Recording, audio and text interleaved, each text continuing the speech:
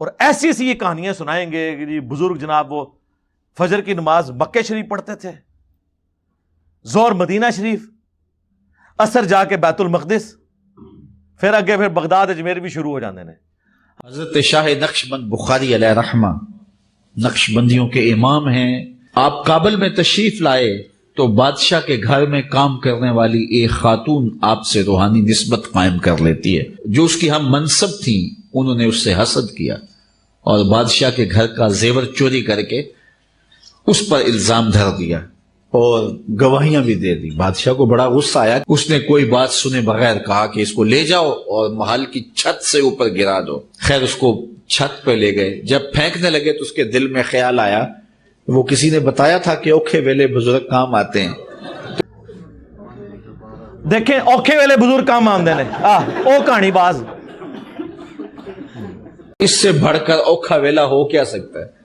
تو اس نے بخارے کی طرف منہ کر کے کہا، شیئا للہ چو گدائے مستمند المدد خواہم ز شاہ نقش بند۔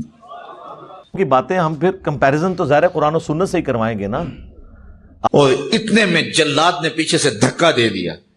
جب وہ نیچے گئی تو حضرت شاہ نقشبند بخاری نے پکڑ کے آرام سے زمین پہ رکھ دیا۔ تو حیرت زدہ ہوگی، حضرت آپ کب آئے تھے؟ کہا تو از چبارہ آمدی من از بخارا آمدم، تو چبارے سے چل پڑی تھی، میں بخارے سے چل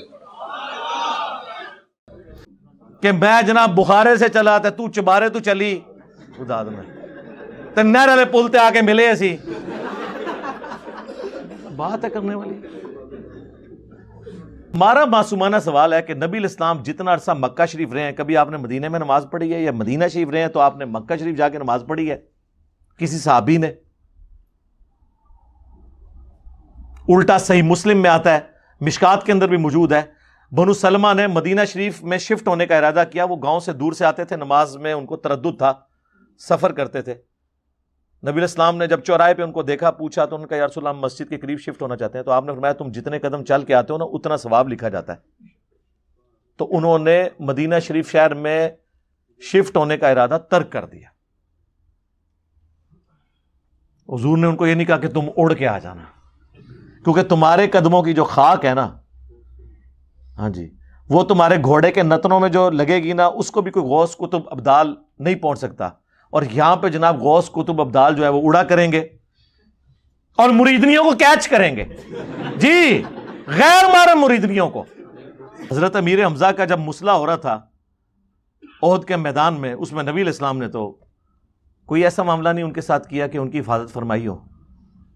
آپ ہی ہمیں کہتے ہیں جی وہ شریعت کے مطابق چیزیں پیش کرتے ہیں، ہم صوفیاء کی جو ہیں وہ لے لیں، دوسری آپ چھوڑ دیں، تو جو پیش کر رہے ہیں سب کہانی ہی نکل رہی ہے نا آپ کی۔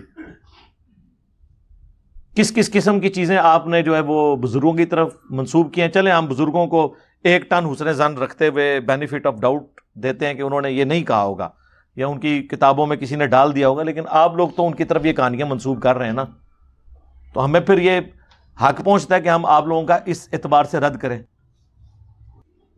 کہانیاں بنائی ہوئی ہیں، جب ہم ان کی انجینئرنگ کرتے ہیں، ان کو بتاتے ہیں، یہ کہتے ہیں بزرگوں کی توہین کر رہے ہیں، تو بزرگوں کی توہین تو آپ کروا رہے ہیں نا، ہم تو کہہ ہی نہیں رہے آپ کو، آپ خود کر رہے ہیں۔